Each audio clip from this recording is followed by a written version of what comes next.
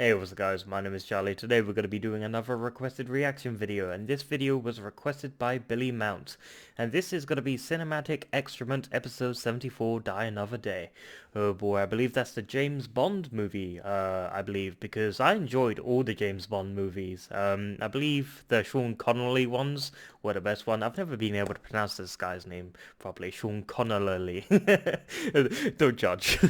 But yeah, let's check out the video, shall we? Let's go. The following video may contain language that some people might find crude, vulgar, or objectionable. Damn, that's my sort of style. Oh boy. Reminds me of the jackass warning. Welcome to Cinematic Excrement. Shaken, not stirred. And it's time once again to tackle the wonderful world of Bond. James Bond. The British super spy, based on the literary character my created middle by name's Ian James, Fleming, so has dazzled moviegoers since his James big-screen Bond. debut in Or Charlie 1962 with Dr. No. And here we are, over 50 years later, and the world is still James talking Bond. about Bond with the recent release of Spectre. And since we're once again in the midst of Bond fever, I thought now was as good a time as any to take a look at one of the franchise's weaker installments, 2002's Die Another Day. I liked all This of was them, to the be fourth honest. and final movie in the series to feature Pierce Brosnan in the role of James Bond. Brosnan's time as Bond is not typically remembered with fondness by the fans, which is They really make great too bad. video games. I, for one, thought Brosnan made a great Bond. Unfortunately for him, he got stuck with several bad Bond movies. Sure, he started out strong with GoldenEye, but they got progressively worse. The games were And today, awesome though. we're not only looking at Brosnan's worst Bond film, but in my opinion, one of the worst Bond films of all time. Oh boy. So let's get to it, shall we? Die Another Day starts off on shaky ground before we even get to the story, as they decided to add a little something to the famous gun barrel sequence. They added a CGI bullet to the shot, a thing that is totally necessary and does not at all make it look like the filmmakers are trying too hard to look cool. I am all for trying to put a new spin on an old thing, but there's a right way and a wrong way to do it. The right way would be what they did in Casino Royale. That actually looked pretty cool. This just looks silly. Yeah. And unfortunately, it's not the only example of crappy CGI in this movie. Nor is it the only time the movie tries too hard to be cool. Hell, they keep that up with the very first scene of the film, which sees Bond and two other agents infiltrating North Korea by surfing. Fucking surfing. Somehow, I don't think that's the most covert way to enter hostile territory. Yeah. Was there something inherently wrong with, scuba diving? Yeah. Somehow, the Scuba guards diving would patrolling be the a smart beach way. don't notice them. I know it's dark out, but come on. And Bond poses as someone looking to trade diamonds for weapons. They fly off to meet Colonel Moon, played by William Lee, and his second-in-command, Zhao, played by Rick Yoon. Remember the days when you could have a North Korean villain in a movie without everyone completely losing their damn minds? My, how times have changed. Yeah, I'm still a little pissed about what happened with the interview. And I didn't even like the interview that much. But it was almost a year ago, and I should probably just let it go. Anyway, Zhao takes a picture of Bond and... No, you know what? I'm not gonna let it go. Sony Pictures and all the movie God. theater chains that pulled the interview should still be shamed for what they did. It was stupid, it was cowardly, and it was complete horseshit. When Die Another Day came out in 2002, the North Korean government wasn't happy about it, though let's face it, they rarely have much reason to be happy nowadays. Yeah, But no true. one was worried about any violent Roasted. retaliation, and 2 years later, when Team America World Police hit theaters with its very silly portrayal of Kim Jong-il, was there widespread panic and calls to ban the film? Was anyone worried about North Korean assassins trying to take out Trey Parker and Matt Stone? Hell no, because that would be stupid. And in 2012, the Red Dawn remake portrayed the United States being invaded by North Korea. This was, of course, completely ridiculous, and it only happened because of a last-minute change. The invaders were originally going to be Chinese, but the studio ordered the change when they realized they could potentially lose a lot of money by alienating Chinese moviegoers. But again, no one was worried about any meaningful retaliation from North Korea. But some mysterious computer hackers get pissy about a couple of stoners making a stupid comedy about assassinating Kim Jong-un, and suddenly everyone in Hollywood considers North Korea a credible threat?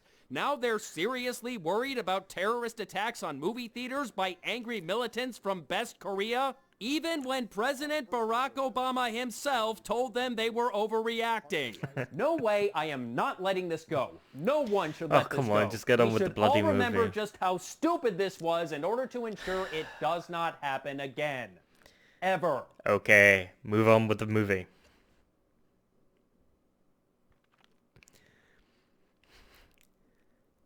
I get the feeling I've gone off track here. A little bit. Die Another Day. Yeah, thank you. So, Zhao takes a picture of Bond and Finally. sends it to their contact in the West, who Jesus. identifies Bond and blows his cover. Colonel Moon responds by blowing some shit up and taking Bond captive. why wouldn't he just kill him? Oh, right, it's a Bond movie. Yeah. You British still believe you have the right to police the world. Are you sure you're not confusing Britain with America? They get word Colonel Moon's father, General Moon, is on his way, and since Daddy wouldn't approve of what his son has been doing in his spare time, he runs for the hills. Yeah, I In think the midst of diamonds get chaos, stuck in his Bond face. uses this opportunity to blow a C4 charge he hit amongst the diamonds. The Yeah. explosion embeds several diamonds in Zhao's face. Yeah, I although remember that this, much yeah. C4 probably should have blown his face clean off. True. And Bond hijacks a hovercraft to go after Moon. Moon apparently uses these hovercraft to cross the demilitarized zone without tripping any of the landmines. I'm pretty sure avoiding landmines in real life is slightly more complicated than that, but Yeah. just pretend. Yes, it's What a movie. follows Just is go a with chase it. scene with damn near everything exploding. Even things that seemingly have no reason to explode. That's why I Did like Michael Bay it. direct this? The chase Just things ends when explode. Bond finds his way onto Colonel Moon's hovercraft and runs it off a cliff, barely escaping with his own life. Yeah. I think he becomes a prisoner as well. But he's immediately captured by Captured, General yeah. Moon, which leads into our opening title sequence. As far as James Bond opening title sequences go, I suppose it's okay. It was a neat idea to have the title sequence actually depict part of the plot instead of just being its own separate thing. To date, it's the only time they've done this. Unfortunately, it's marred by what is hands down the worst Bond theme song ever, Madonna's Die Another Day. Yeah. While I'm not a huge fan, I normally don't have a problem with Madonna's music, but this is just awful. Yeah, I didn't The lyrics enjoy are it. I complete like- nonsense, the production is headache-inducing, I like and there Diamonds is Are way Forever too by much Adele. auto-tune. That was Why in really good. God's name would you ever auto-tune Madonna? She can actually sing, you know. I think it was by She's Adele been doing or it for many something years. like that. She's quite good at it. Bond spends 14 months in captivity, which is rather surprising considering how easily he has escaped his captors in the past, but whatever. I don't condone what they do here. But I Yeah, allowed it but to you go do it on for the anyway. last 14 months because... Yeah. Look, This my movie troops is were bored stupid, and but they needed something I to do. What enjoy do the you want from me? explosions. I like After the all CGI this time, it explosions appears the and shit. Koreans have become sick of Bond and are prepared to execute him. But Bond quickly discovers he is not about to be killed, but traded With his for Zhao. diamond And he face. still has the diamonds in his face? Yeah, they didn't remove How it. hard can it really be to pluck those things out? Bond is taken onto a naval vessel, and doctors analyze his health with some weird laser doohickey. Is this James Bond or Star Trek? M, played by Judi Dench, who deserves so much better, brings Bond up to speed. Someone has been leaking information to North Korea, and they assumed it had to be Yep. Bond because... reasons. So they made a deal to get him back in exchange for Zhao.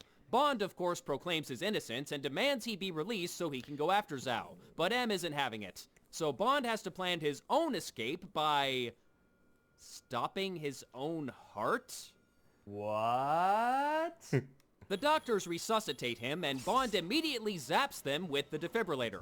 Of course, defibrillators don't actually work that way, but again, But just go with the flow. It's just a Bond then movie. escapes from the ship a little too easily. He couldn't escape a primitive North Korean dungeon after 14 months, but he can escape MI6 custody in just a few minutes? Yeah, that Bullshit. didn't make sense. And speaking of bullshit, what the hell am I looking at? I played video games with more convincing backgrounds. This movie had a budget of $142 million, and I'm Damn. having trouble figuring out where that money went. That's a I'm sure lot they of spent money. at least 20 million on Brosnan's hair gel, but still.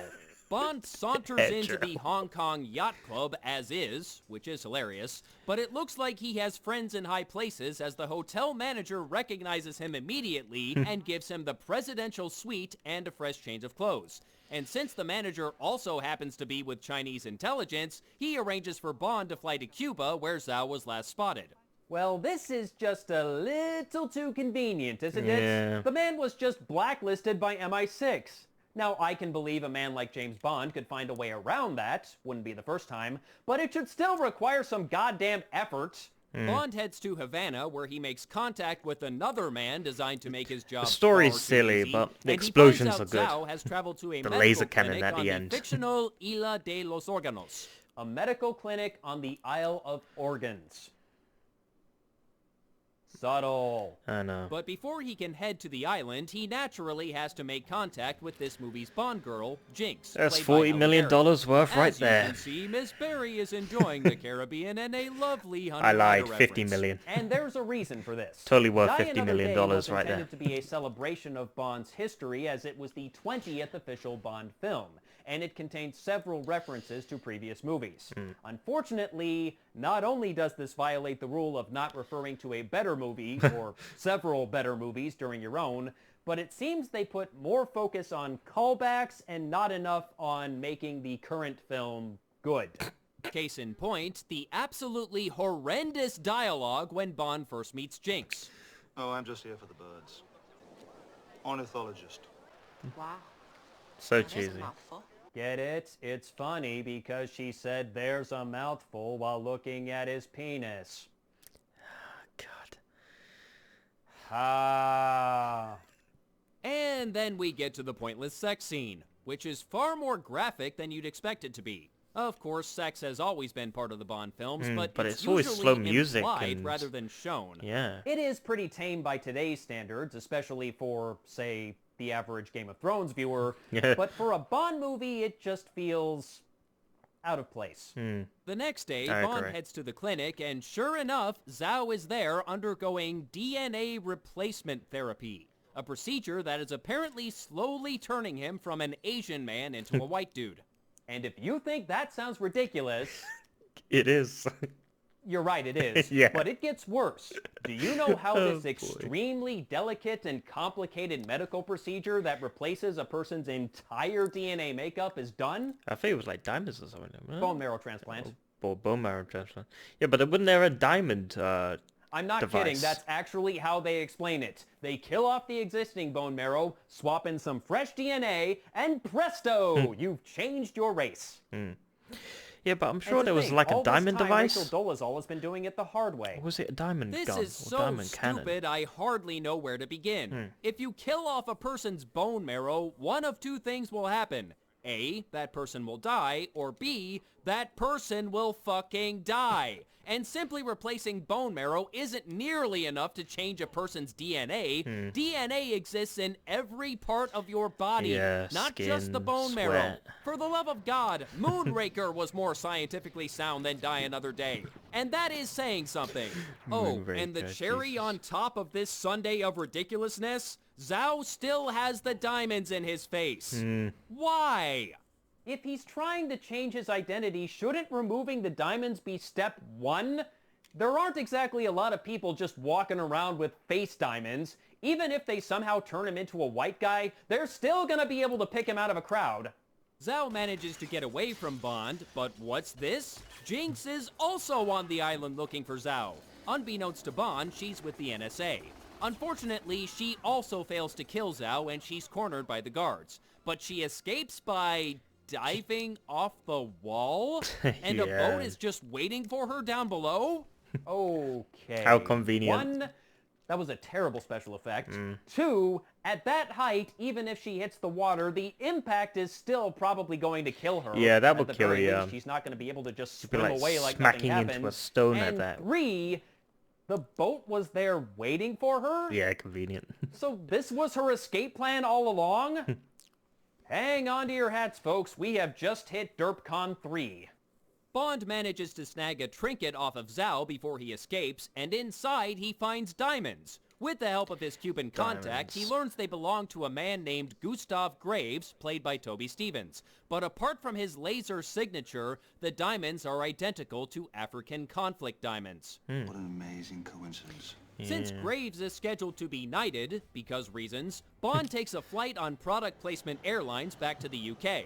Despite being on an MI6 watch list, it is apparently just that easy for him to return to his home country. Yeah, I'm no. starting to think Bond's status as a super spy is less because of his own skills and abilities and more because everyone around him is incompetent.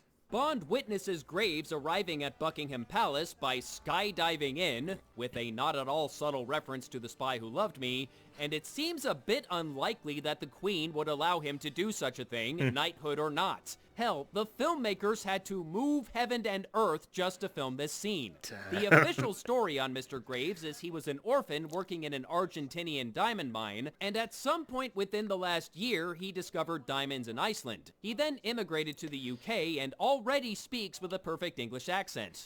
Sounds legit.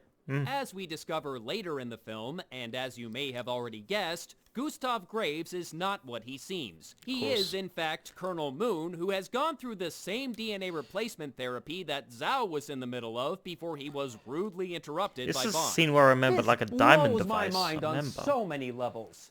Even if we accept that Moon somehow survived his fall at the beginning of the film, how did he go through the DNA replacement process, change his legal identity, set up a fake diamond mine in Iceland, become a British citizen, and earn a knighthood all in the span of 14 months? Yeah, it's just a One would movie. think the Crown would do some research on the man they plan to knight and would raise a few eyebrows when they discover he didn't exist until about a Yeah. year ago. I could understand if Graves was actually a real person and Moon assumed his identity and killed or otherwise eliminated the real Graves, similar to what Blofeld did in Diamonds Are Forever, but that's not what they did here. And given this movie's penchant for referencing older Bond films, I'm kinda surprised they didn't go in that direction. And why did Moon go through the trouble of DNA replacement therapy when plastic surgery would have been much simpler and accomplished the same thing? Yeah, Again, true. it worked for Blofeld. Twice, in fact. Methinks the filmmakers would have been better off by remembering the KISS principle. Keep it simple, stupid. Bond eventually meets up with Graves at a fencing club, The along sword with fight his scene. assistant, Miranda Frost, played by future Oscar nominee Rosamund Pike. Oh, she was This in her Doom, film I believe. debut, by the way. It's a miracle her career lasted long enough to get to Gone Girl. Bond challenges Graves to a friendly wager using one of the diamonds he took from Zhao. Then diamonds are for everyone. Oh, shut up. And while it starts off as a regular fencing match, it quickly escalates to first blood from the torso. Well, that's what they say it is, but they're clearly well beyond that. They're trying to murder each other. Pretty much. And everyone else just stands by and watches in horror as they destroy the club and recklessly endanger several innocent bystanders.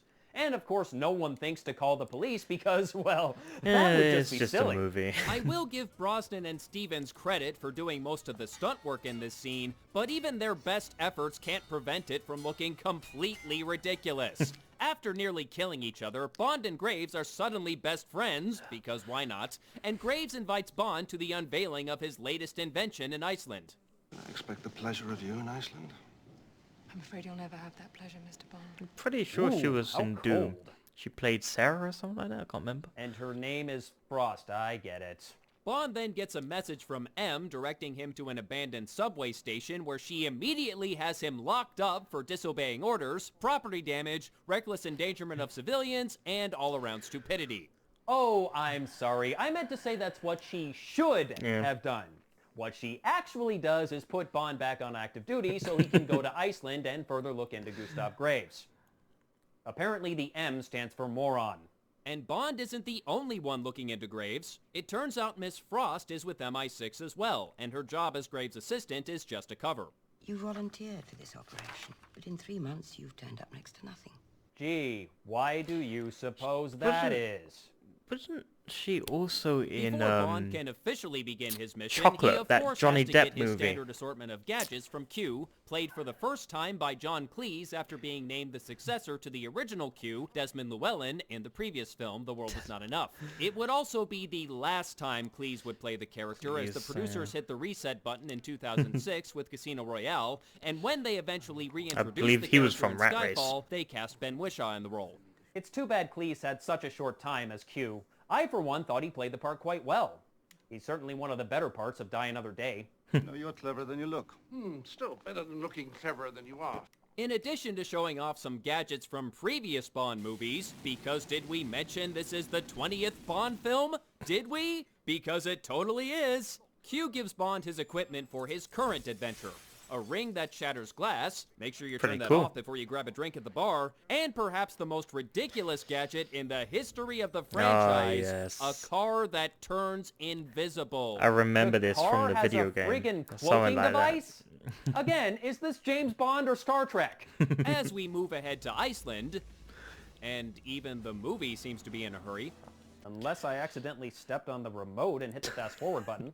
Bond arrives to discover Graves has built himself an ice palace. Of course. Because when you have as much money as he does, who's going to tell you no? I'm Mr. Kill. I'm what? Come again? I'm Mr. Kill. Mr. Kill. Okay. His name is Mr. Kill. Yeah, that doesn't raise any eyebrows at all. Just dumb. I can't even think of a joke for that. It's just dumb. Should it be called Vanilla Rice or something? Shut up, Bond. You're not helping. Oh, Or and Ice Jinx Cube. is there too, Of posing course. as a rep for a science magazine. I do hope that means we get more god-awful dialogue. I take it Mr. Bond's been explaining his Big Bang Theory. Oh, yeah, I think I got the thrust of it. I'd like to thrust come on. you Jesus. into a wood chipper. Graves has invited Wood many chip. people to Iceland to demonstrate his latest invention, chip. Icarus, a satellite that can reflect sunlight anywhere in the world, allowing for the presence of Yes, daylight I remember 24/7. this. And This it was- looks like they achieved this effect in the movie by simply cranking the brightness way too high. I can do the same thing, and my video didn't cost $142 million.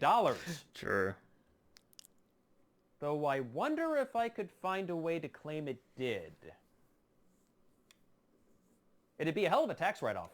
Bond does some snooping around, but gets discovered by one of the guards, and they quickly sound the alarm. Fortunately, Miss Frost bails him out by pretending to be his lover. Yeah, of And course, I guess that she always figured, works. hey, as long as we're pretending, might as well go all the way.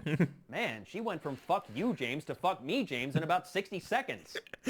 Boy. Although, to be fair, it's not the first time that's happened, so... Whatever, we'll go with it. Yeah. While they're having their sexy time, Jinx decides to do some snooping of her own. Thanks to Bond, an alarm has recently gone off and security is on high alert, so I don't see any way this could possibly end badly. Well, what do you know? It ended badly. And he still has the... Diamonds, I So know. Jinx has been captured and... Okay, what is up with the editing in this movie? There's nothing wrong with using fast and slow motion shots in your movie as long as they serve a purpose, but in Die Another Day, they seem to happen completely at random. I'm starting to wonder if the director was entirely sober when he made this movie. Who sent you? Your mama. Oh, And the come same on. goes for the writers. The screenplay was written by Neil Purvis and Robert Wade, who are no strangers to the franchise as they've worked on every film in the series since The World Is Not Enough. I Damn. was surprised to learn this since half of the Bond movies they've worked on have been quite good, and even the lesser ones weren't anywhere near as bad as Die Another Day. However, on all of the Bond movies they've worked on, one or two more writers were brought in to polish their scripts before filming began. All except for one. What an amazing coincidence.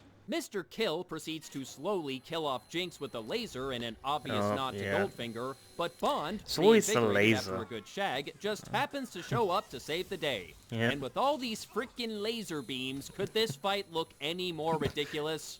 The answer is yes. Austin Powers, boy. That music can make anything look ridiculous. That music, With Jesus. Mr. Kill, killed, Jinx heads back to the Ice Palace to warn Frost to get out while Bond goes after Graves. But it turns out Frost is already in Graves' office. Unfortunately for Bond. It's a trap! Yep, Frost is North Korea's MI6 mole. Surprise, surprise. I'd explain why she's the mole, but the explanation is stupid and you don't care anyway. So No, let's move it's on. just a movie. I While just like the Jinx is trapped in explosions. the Ice Palace, Graves goes through the traditional explain my master plan just before I kill you, Mr. Bond speech. Yep. And since they're conveniently standing on a glass floor, Bond uses his sonic ring to escape. They then proceed to shoot their rather noisy machine guns at Bond, and when he hijacks Graves' ice dragster, Graves reveals the true purpose of Icarus, using the power of the sun as a weapon. This is your idea of killing him quietly? I think they can hear you in Australia. Bond dangles over the edge of a cliff in an incredibly cheap-looking special effect, Yeah, I know. and then surfs his way to freedom in an absolutely dreadful CGI sequence. This movie came out the It run out same of year money. as The Two Towers. How are the effects this bad? To cut a long car chase short, Graves attempts to I kill like this Jinx scene, though, by 'cause melting the ice explosions. palace and drowning her, because shooting her is out of the question for some reason, but Bond rescues her and kills Zhao by dropping a chandelier on him. Or in front of him. Either way works.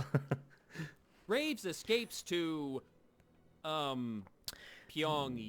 Pyongyang. Even on the Blu-ray, they still haven't fixed that mistake. Jesus. So Bond and Jinx are sent after him by M and Jinx's NSA boss, played by Michael Madsen, who's clearly just here for the paycheck as he's not even trying to show any sense of emotion. Boy, everyone's Just here in for the case you thought paycheck. his performance in Uwe Ball's Blood Rain was a fluke. After parachuting into North Korea, What, did they run out of surfboards? they stow away on Graves' plane, and Jinx sneaks into the cockpit while the pilot goes off to the lavatory. We never see that pilot again, by the way. I guess he really had to go. While Jinx takes control of the plane, Bond goes after Graves, who, by the power of Connery's toupee, what is he wearing? Ladies and gentlemen, I give you Robo-Dork. Robo-Dog. Someone was paid to design that costume. Graves is showing his father how Icarus can easily clear the minefield in the DMZ to clear a path for an invasion of South Korea. does look like The a dog, general, doesn't he? however, is not at all pleased with his son's actions, Yeah, and prompting Graves he to gets kill him killed. with a terrible slow-motion effect. Yeah. Bond tries to take out Graves, but accidentally shoots the window in another tribute to Goldfinger, which leads to everyone but Graves and Bond getting sucked out of the plane. Jinx manages to stabilize the plane, but she's caught by... Okay, now what the fuck is she wearing? Yeah, Somehow, no, I it's don't think ridiculous. that's appropriate fencing gear. Jinx puts the plane on autopilot and flies it right through the Icarus beam, which somehow doesn't completely destroy the plane, but it's definitely not going to stay in the air much longer. She takes out Frost without too much trouble, but Bond seems to be having worse luck with Graves. Oh, look! Parachutes for the both of us! Whoops! Did you seriously only stock 2 parachutes on the entire plane? Yeah, I know. Come on, Graves. One for him, Even one for if his you're a father. megalomaniac bent on world domination, safety should always be priority number 1. But the parachute proves to be his own undoing, Goes and as Graves through goes the through engine. the engine, Icarus is deactivated and the world is saved. Yeah.